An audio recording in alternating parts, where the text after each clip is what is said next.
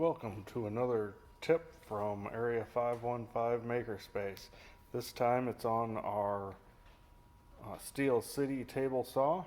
I'm going to show you how to change the blade, how to adjust the riving knife. The first thing you're going to do is raise the blade all the way to its highest position. And when you do this, make sure that the saw is unplugged. Now the next thing we do is pop off the blade guard.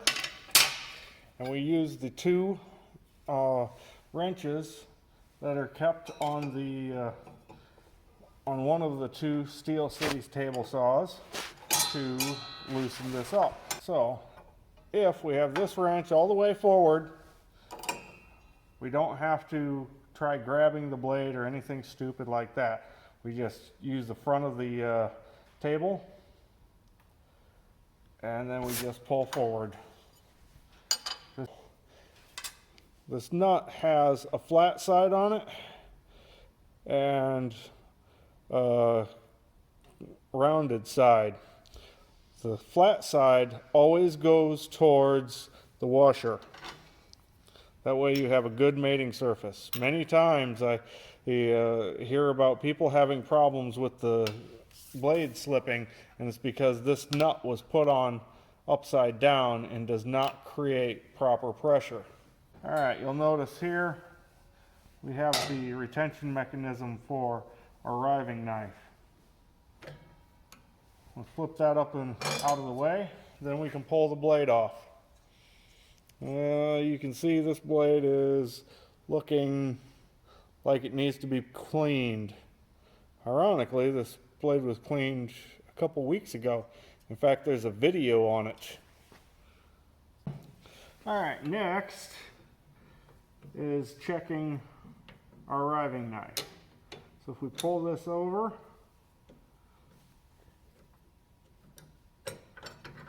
we can pull our riving knife out. And anytime I change the blade, I always want to wipe the dust and make sure that the riving knife is okay and hasn't been bent. This riving knife is not bent. That's why we were doing this. There was a complaint that someone had bent the riving knife and it was getting in the way.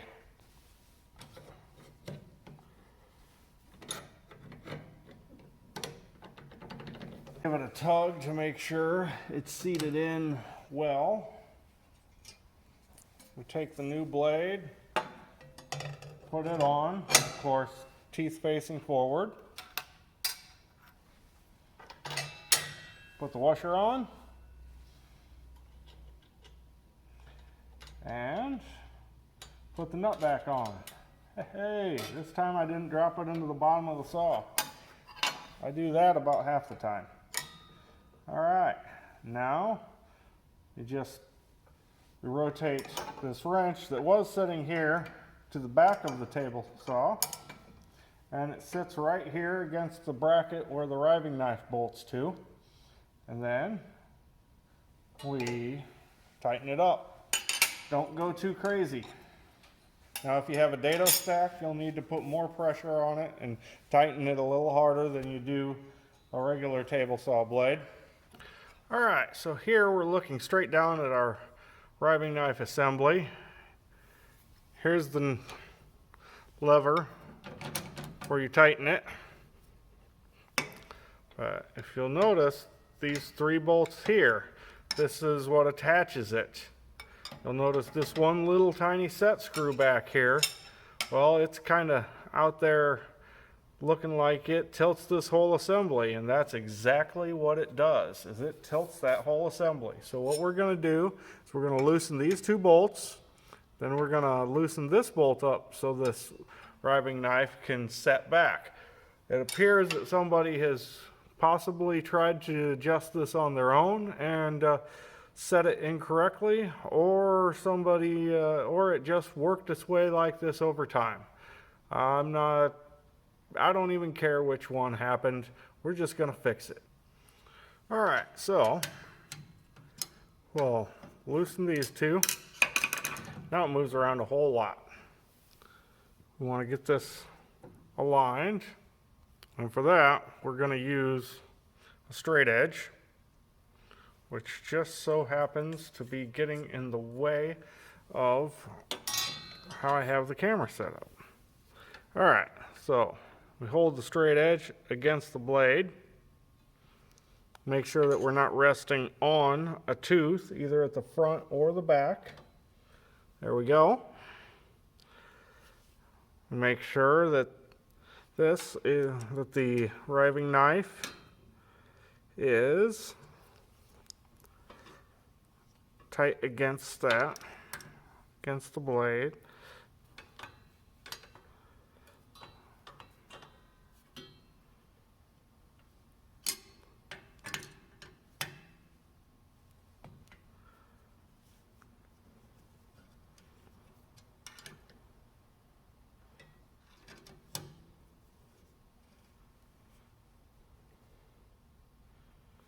All right, we're actually pretty good just with resetting that, but you'll notice if I tighten it, it goes over that way, and if I loosen it, it comes way over this way.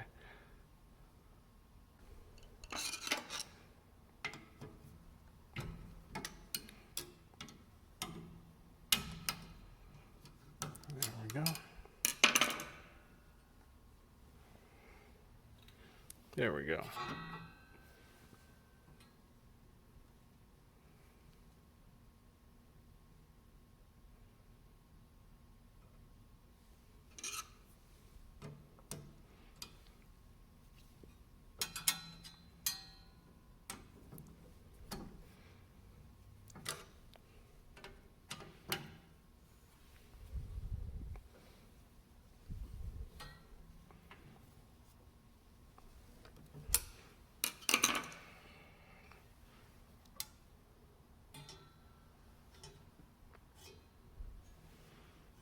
Okay.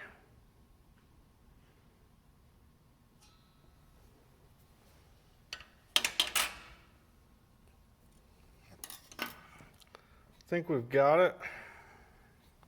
Now, once everything is aligned properly, drop the blade guard back on.